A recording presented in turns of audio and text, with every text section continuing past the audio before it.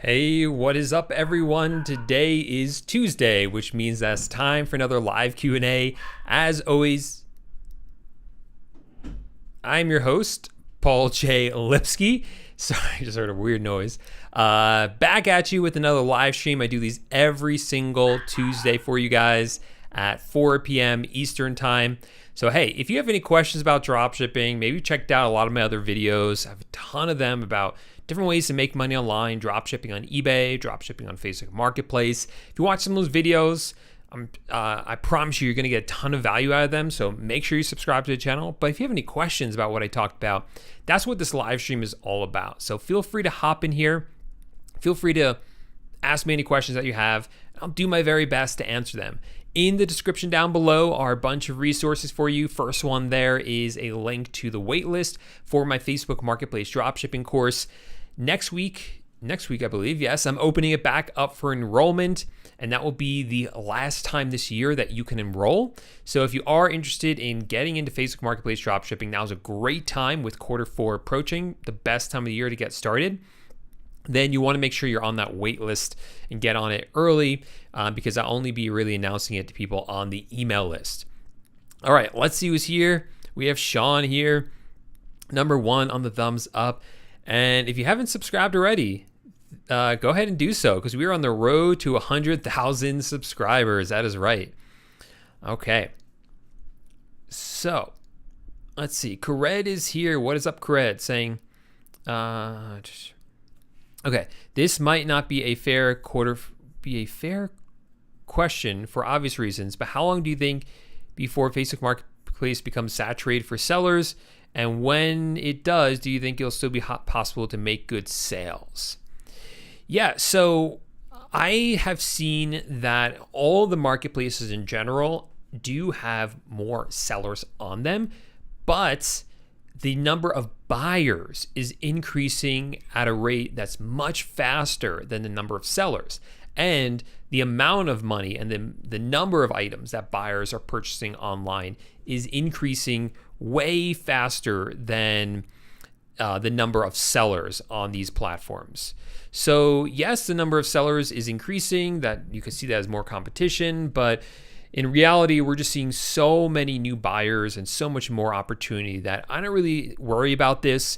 You know, eBay, you can see that there are a lot of sellers on there, more people doing drop shipping, but it still continues to work. And so I think we're going to continue to see the same thing for Facebook Marketplace as well. There will be more sellers, of course, but more buyers, more people purchasing, more opportunity there. So I don't think it'll ever get to the point where you would call it saturated. Second part of your question says, when it does, do you think it will be possible to make good sales? And yeah, I do, because we've seen that with eBay, right? Again, more sellers on eBay, but more buyers as well. So I think there's always going to be that opportunity. Now, that's not to say that you don't have to evolve. With eBay, we have changed so much from where we first started out selling on that platform.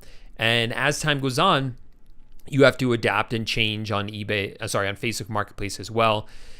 I'll, of course, talk about that here on YouTube, give you guys all the insider information, especially for my students in the course, about latest strategies and tactics at work. But yeah.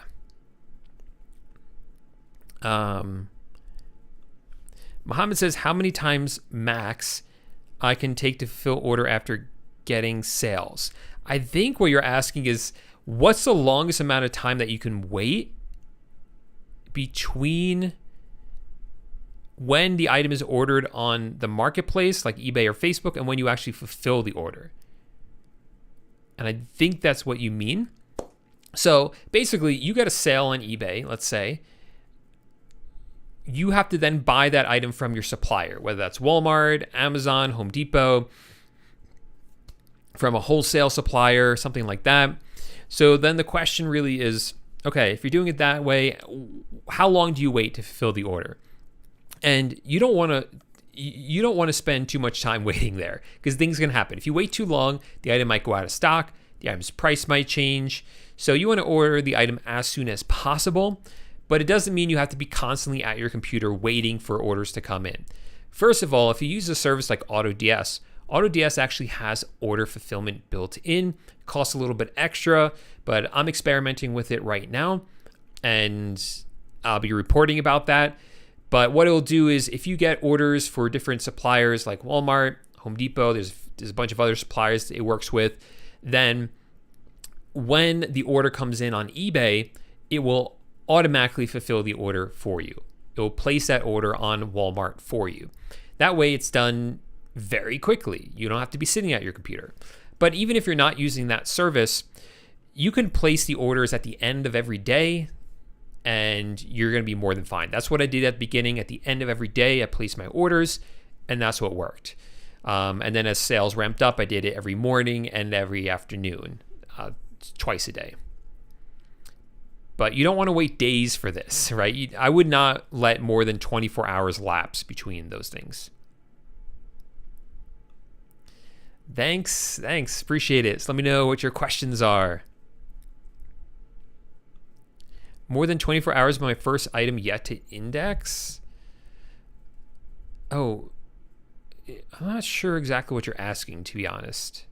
I feel like this refers to your previous comment, but I'm not following you. So maybe you can kind of clarify what your question is. Prince says, can a 14-year-old start Facebook dropshipping? So technically you're not allowed to, is my understanding. You have to be at least 18. But I do know people who are under 18 who are doing this, selling on eBay, selling on Amazon, selling on Facebook Marketplace.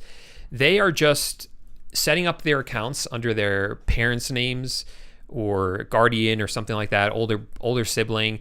So the older person sets up the account, and then the person who's under 18 runs the whole thing, right? So you have to get their permission for it, obviously, and make sure they're on board, explain the whole process to them. But we're basically running the account for them.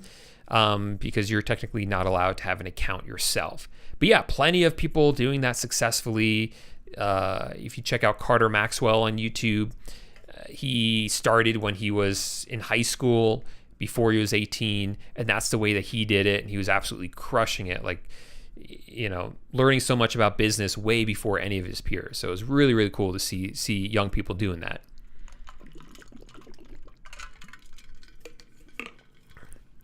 Jessica says, hey, Paul, how are you? I have a question. How much is Facebook Marketplace? What do you mean by how much is Facebook Marketplace? So Facebook Marketplace, if you have a Facebook account, you have access to Facebook Marketplace.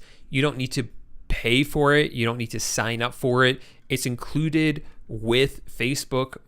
So you don't need to pay anything extra to use Facebook Marketplace. Even listing items on Facebook Marketplace doesn't cost you anything to list items. They only charge you when an item actually sells, and then the fee is really, really low. It's the lowest you'll see on any marketplace, way lower than Amazon, lower than eBay. So really, really cool. You get access to so many customers for such a low fee. Besides that, you'll need some software. You can use like AutoDS for that, and my Chrome extension. So with a free trial of AutoDS, you're looking at like $15 to start or something like that. Pretty cheap, because you don't need to buy the inventory up front. You don't need to pay for any marketing or ads. So yeah, I mean, it's really, really cheap to start marketplace dropshipping, whether that's eBay or Facebook. All right, Losif says, hey Paul, I am about to start dropshipping. I love your channel. Thank you very much. My pleasure, man. Let me know if I can help you. Facebook Marketplace dropshipping. All right, Tyler says, in your opinion, what is a good promoted listing percentage on eBay to get the ball rolling and generate traffic while also making a profit on each sale? Excellent question, Tyler. So when you're selling on eBay, most of the items that you sell, most of the sales that you get are going to come organically. In other words, you list up items for sale, people are just finding your items through search. So there's no sort of extra money that you're paying to advertise those items. Most of it's going to come organically. But what I really suggest people do is to play around with promoted listings, use promoted listings. And what those promoted listings will do is when you sign up for them, it will actually boost your listings in the search results. And that can help. So go for it, try it out. Usually what I recommend people do is when you're creating a promoted listing campaign on eBay, you can choose what the percentage is. And the percentage basically determines how much it's going to cost you to run a promoted listing campaign. I suggest you start at 1%. 1%, do it for all your items, wait a few days and see if it makes a difference. If it hurts your sales, then stop doing promoted listings. And I'll get back to that in a second. If it helps your sales or it doesn't make any difference, then increase it to 2% and keep increasing it until the benefits max out, and before you start seeing like you start losing profit, if that makes sense, right? So just try it out, slowly increase it until you're making the maximum number of sales at a good profit without losing too much profit that you're giving to eBay for the promoted listings. Now, one thing that some sellers see is that when they do promoted listings, it actually hurts their sales, ironically enough. And that happens when you get really good at optimizing your listings. When you get really good at it, doing promoted listings can actually hurt your sales because you don't really need it, because you're showing up so well organically and doing so well organically in the search results that you don't need promoted listings, and it's just costing you additional profit. So if you see that happening, then just stop doing promoted listings and keep doing what you're doing, because you're doing it right. You're getting all your traffic organically. Lorenzo says, do you have more than one Facebook account to sell on? No. So technically, when you are selling on Facebook Marketplace, your Facebook Marketplace is tied to your Facebook account. It's one and the same. So in order to create a new Facebook Marketplace account, you have to create a new Facebook account. But Facebook says, Meta says, that you are not allowed to have more than one Facebook account per person. So you can only technically have one. If you did want to have multiple Facebook Marketplace accounts that you were running, you would have to run one for someone else, whether that's a partner or a family member or a friend or something like that. They will have their Facebook account and you would log in and run their account for them. But that is why really you just have one Facebook account to sell on. Lorenzo also wants to know, would you recommend selling expensive products on Facebook? What do you consider to be expensive is my question. In general, I suggest new sellers stay away from items that are expensive. So, really in the beginning, I would say $100 is kind of like the max in the beginning, and then $200-$300, start scaling up from there. Cheaper items in general sell faster, so it's better to start with cheaper items as a new seller anyway. But yeah, more expensive items, like when you're getting into the couple $100 range, you run additional risks there, right? Risks like if for some reason the customer claims they never received the item, and even though they really did, it can be a hassle to kind of prove that you did deliver the item to the customer, and everything kind of checks out. It doesn't mean that you're going to get scammed, but you just have to know how to handle those types of problems as they come up. And for new sellers, that can be a bit overwhelming. You might not understand how to do that. And if for some reason you do take some sort of loss, then that can be really harmful as a new seller. More, advanced sellers, if they take a loss of any kind, even like $100 loss, it's not going to break our businesses at that point. It's like, oh man, that stings, that sucks that we just lost $100, but it's not going to break the business. Okay, we can kind of absorb that as just a cost of doing business.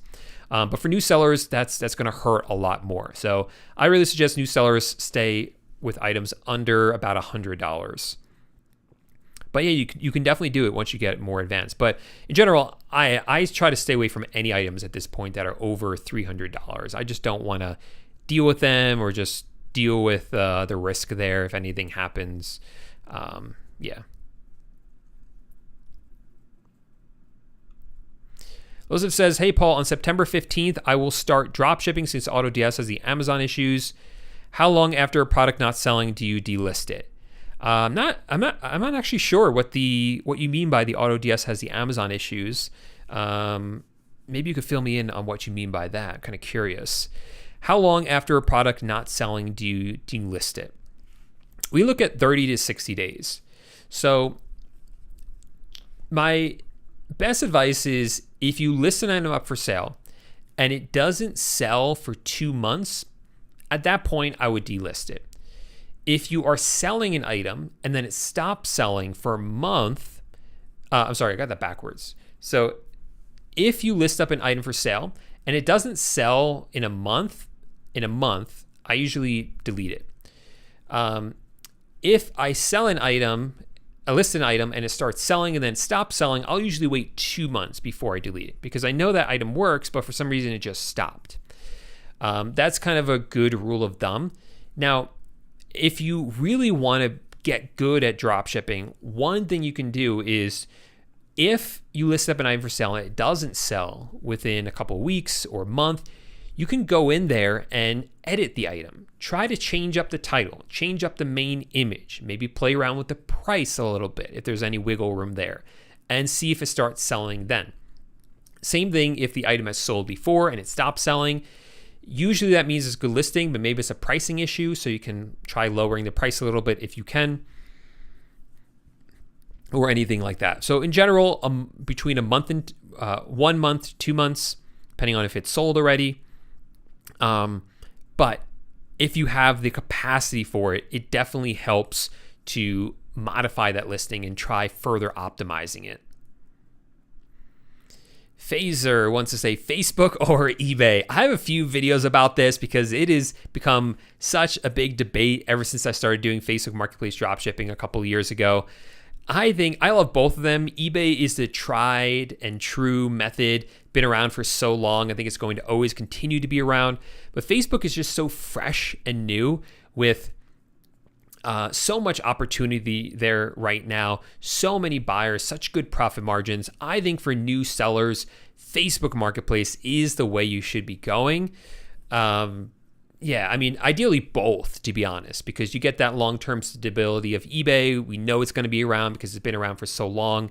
With Facebook, it's fresh, it's new. We don't exactly know where it's headed, but it is hot right now. It is such a good opportunity. So yeah, I would, as new sellers, I'm telling people you got to be trying out Facebook Marketplace. Lorenzo wants to know, what is the highest product you can put on Facebook, or the more you spin, the more you make? Yeah, I mean, the more items you list up, the more you're going to make. I think that's what you're asking, like how many products you can list. There's technically not a limit, but the more you have, the better it's going to be. You never want to scale up too quickly. You never want to throw too many items into your store too fast, but definitely get in there and add some items. Add some items.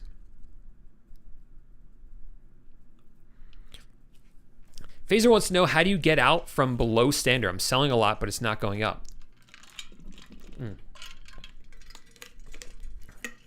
Tough question. Tough spot to be in, to be honest. So when you're selling on eBay, there's different tiers that you will fall under as a seller.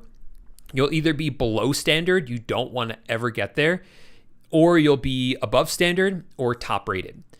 Top rated, honestly, doesn't matter. There are some benefits that come with it, but they don't really apply to us as dropshippers. So top rated status, don't even worry about it. You're not even probably going to be able to achieve it anyway.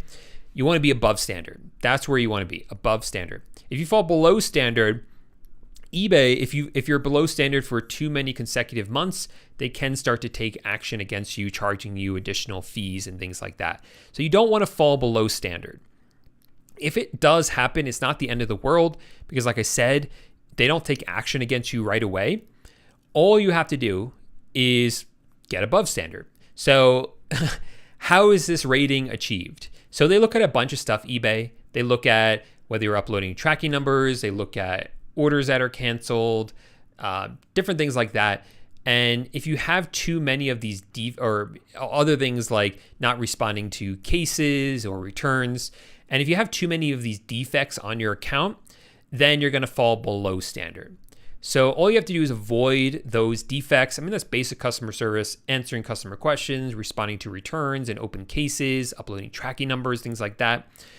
And you won't fall below standard. If you do fall below standard, first thing to do is to call up eBay and try to get any of those defects removed. Sometimes you can explain the situation. It's not your fault. There's a defect. I've had defects show up that came out of nowhere, where I've had orders that went completely fine, no issues, no returns, no cases, and all of a sudden I got a defect for it. I was like, what the heck? And I called eBay and they said, we can't figure out why you got this defect, and they removed it. So first try that. That's the fastest way. And then just continue to sell products and make sure all those sales go smoothly and you don't get any further defects. And then eventually you will return to being back above standard. All right, Lorenzo says, do you use DMS? I think you mean DSM tool. No, I don't use it. I stopped using that years ago. That was one of the first ones that I used. And that is a repricing tool. There are many companies software services that do repricing. DSM tool is one of them. The one I use now is AutoDS. And what these do is you can put items into the software. Like I can just pull a URL from Walmart, plug it into the software, and then that item will automatically be listed on eBay. It will reprice and restock the items if the price or stock level changes on Walmart. So it does all that automatically and does a bunch of other stuff. But at its core, that's what it does. I stopped using DSM tool a number of years ago because I think at that time, it didn't have all the functionality that I wanted, and I found AutoDS, which did, and I was really happy with it, tried it out, it worked well, so I switched over to AutoDS, and that's what I've continued to use. They've just continued to innovate, and I've just been happy with all these features that they've had and the reliability of it. AutoDS, my affiliate link for it, by the way, is down in the description. If you want to sign up, you can use that link. Is Alibaba good for finding wholesale suppliers within the USA? No, because most of those suppliers are from China. And if you're drop shipping, I don't suggest you drop ship from China. It just takes too long for customers to get their items.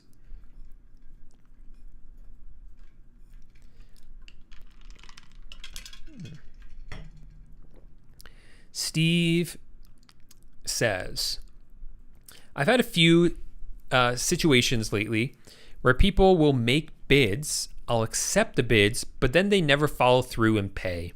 Anything I should do on my part using your course is great. Yeah, so this sounds like eBay. So eBay started as a auction. That's the word I'm looking for. Auction site, right? Where you would list an item up for sale and people would bid on it. And then the highest bidder would win the product. So that still exists, but most of the items we sell on eBay are at a set price. We'll say, hey, this water bottle, you can buy it for $10. I'm not accepting anything lower than that. Now, one of the things you can do is you can set a price for this $10 and also say, hey, but I'll accept offers. You can make me an offer that's lower and I might consider it, but no guarantee. So someone might come in and say, hey, I'll offer you $9 for this. And I might look at it and say, you know what? I'm still going to make a profit with that. Yeah, I'll take $9. So it sounds like that's what Steve's talking about. But the weird thing is, if you go that route and someone offers you $9 and you accept it, they technically don't get charged right away. They have to actually verify that charge. And then sometimes you don't actually get paid. So it is a pain. It's like they agreed to buy it and they never actually bought it, which is a huge pain.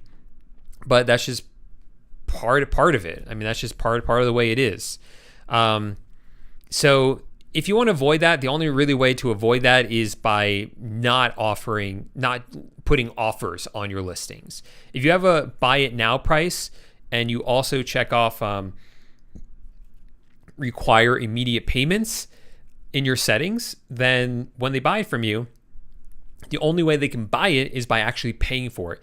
It's like so stupid, the verbiage we have to use. You know, if someone buys it, you expect that to mean that they pay for it, but not in eBay's world. they can buy it without paying for it, but you don't ship it until they actually pay for it. And that's massively confusing. So don't worry about it. Just check off require immediate payment. And then in order for them to buy it, they actually have to pay for it. No, I don't use SKU Grid. Again, I use AutoDS. SKU Grid versus AutoDS, which is better? Yeah, so SKU Grid is another one of that software that I talked about that does the listing, repricing, all that. SKU Grid is great. It's one I've used for a number of years. It is very robust and they work with a lot of suppliers, but it is really hard to use. It is not a very user-friendly interface, unlike AutoDS, which is very user-friendly. It does have that very user-friendly interface. So I prefer it just alone for that reason. Yeah, I mean, and I think it has a lot more features that I like as well that I'm actually looking for.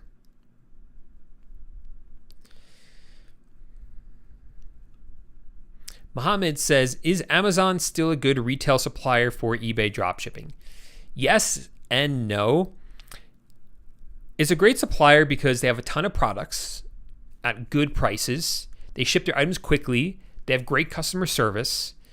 But the problem is that if you order too many items for eBay from Amazon for eBay customers, shipping to different addresses, too many orders per day, Amazon will actually shut down your account, your Amazon buying account, which is not great because then you can't fulfill your orders.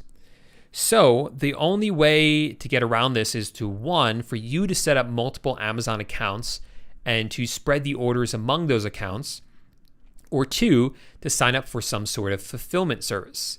And these fulfillment services will actually place the orders for you from their Amazon accounts. So you don't have to worry about account locks or anything like that. That is really the only way to kind of get around it. And if you do it that way, then yeah, it is a good supplier.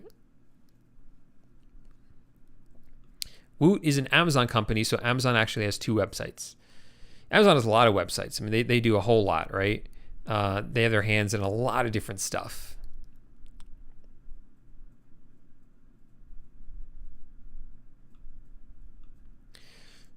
Steve says,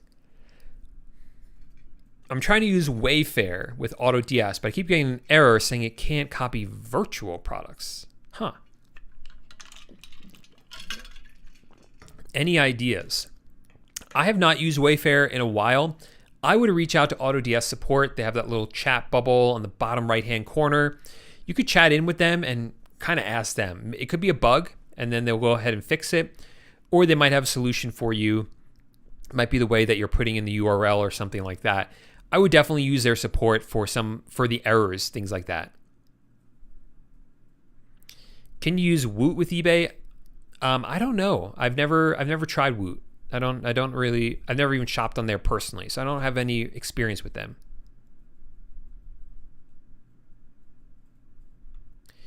Hi, is wholesale to eBay safe to connect with Amazon? I'm not sure what that is, to be honest.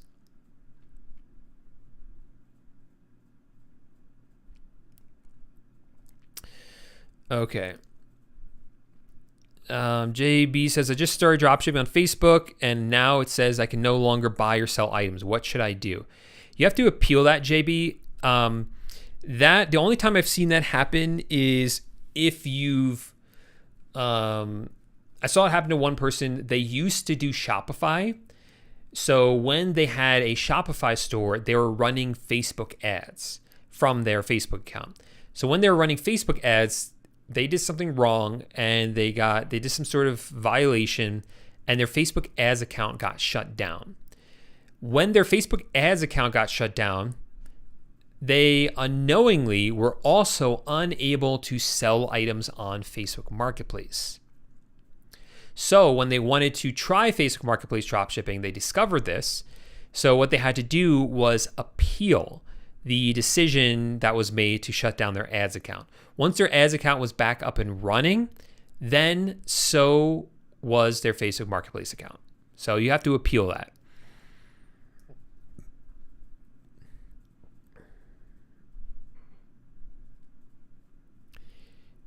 Does eBay ever lower the 18.55% eBay charges? Are you, Steve? That's the eBay fees are not that high. It's not 18.55%. It's about 12 to 13%, not 18.55. So I would look into that, what it is for your account, because it shouldn't be that high.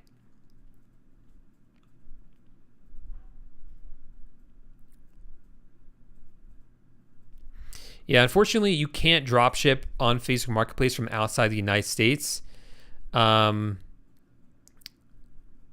say you use a VPN. It looks like it worked for you, which is surprising, but I'd be careful there because I doubt it's not supposed to work. You're not supposed to be able to dropship on Facebook Marketplace from outside the United States. So the fact that you got it to work is pretty surprising, but I'd be careful there.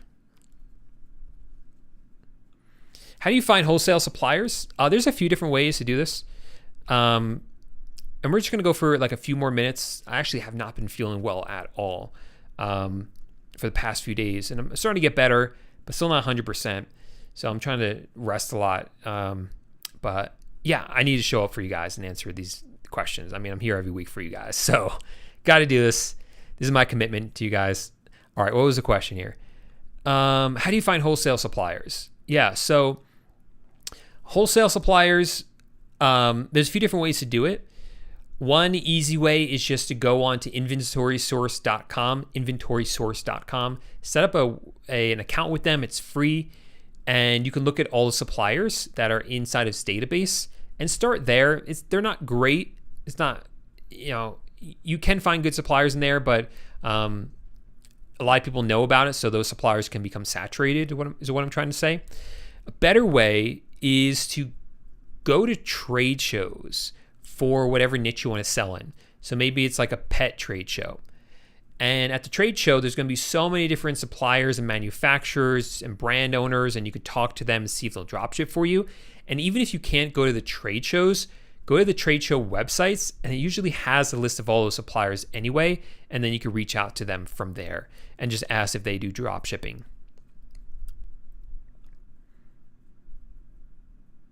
Yes, suppliers based in the United States is what I recommend.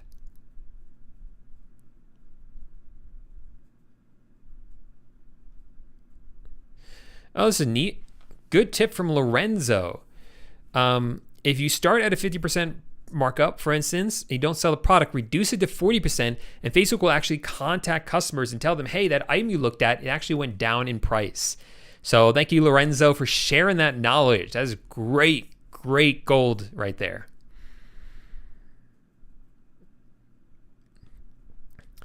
Okay, I just got my first sale. Congratulations. When should I message the buyer? Does eBay message the buyer automatically? After I add the tracking, or should I private message them? Yeah, I usually avoid messaging the buyers at all unless I'm asking for feedback after everything went well, after the item's been delivered. And the reason for that is exactly what you said. eBay is constantly updating the customer. They're going to message them when they buy the item. They're going to message them when you upload a tracking number, when the item, after the order even. So they're getting updated. That's what they want. They don't need to hear from you again with the same exact information. There are times you will message them then. If the sale goes all well and the customer hasn't complained about anything, send them a message and ask for feedback and tell them how to do that. But if something is going wrong, there's a delay in the item shipping out or something like that, then you want to message them. Say, hey, this order is going to be out soon. I know there's a slight delay. There might be a reason for it. You can give them the reason. Just kind of keep customers updated. It makes a huge difference. The only one that I know that does the order fulfillment service for Amazon is AutoDS. I'm not sure if they're taking on new people for that right now, but that does exist. And there are other ones that exist. You just have to kind of go looking for them in different Facebook groups or things like that. Zach says, how many products do you need to put on Facebook Marketplace to get consistent orders? There's no set number for this, man. You can be really, really good at product research, and you can just have a few items listed and be making sales every day. I mean, that's possible. It's also possible you have hundreds of items listed and they're all the wrong products and you're not making any sales. Okay, you got to learn product research. Ice cube. Actually, it's pretty unlikely if you have hundreds of items that you're not making any sales. But even if you bulk up a lot of items, you can make sales. But usually, it's better. You get more consistency with sales if you are doing product research, learning how to sell items or find the right items to sell, and that's going to get you the most consistent sales. No, I don't like CJ dropshipping because I don't like dropshipping from China. And CJ's, yeah.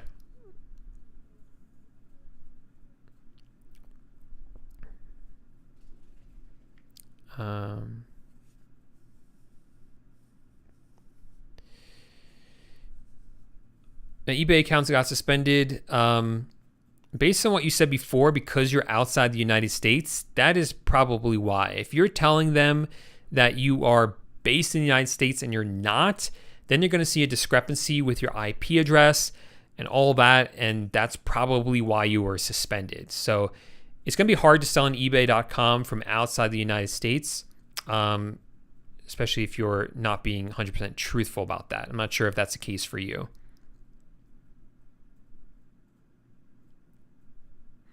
Yeah, you can up the quantity of an item to multiple, so that multiple people can buy it. I am new and have had several sales. ASL, says Sandy. ASL, I'm not sure what that means. I mean, that reminds me of when we used to chat with friends over AIM or in old chat rooms. And I think ASL was like age, sex, and location, right? That's like way old school. How to overcome out of stock problem? Use a repricer like AutoDS. If the item goes out of stock on Walmart, Amazon, Home Depot, wherever, it will automatically put those items as out of stock on eBay for you. You can set it up with Facebook Marketplace as well to alert you about that. So that's what you want to do. If it's out of stock anyway when you go to fulfill it, then try to find it from another supplier. Or if not, see if you can find it, maybe a very similar item, and ask the customer if they want that one instead.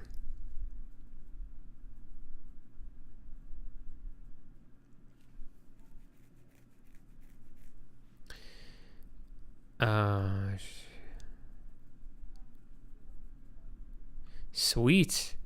I'm new and made quite a few sales. Also, oh, okay. Here's the rest of it. Few sales. Also, wasn't ASLs. Also got my forms filled out for tax exemption for Amazon and Walmart. I'm heading in the right direction. Awesome.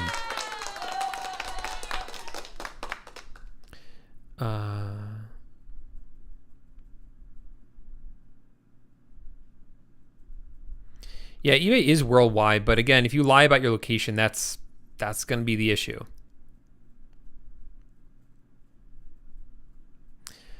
All right, so I think I'm going to cut it off there today. Like I said, I normally go for about an hour, but yeah, it's been a bit under the weather the past few days, so I think I'm just gonna, go rest for a bit, to be honest with you guys. But I did want to show up. I did want to at least answer some of these questions for you guys. Remind you guys to join the wait list for the Facebook Marketplace dropshipping course, which opens back up for enrollment next week. So, and we'll have a little kickoff for that as well. So make sure you guys get on that wait list.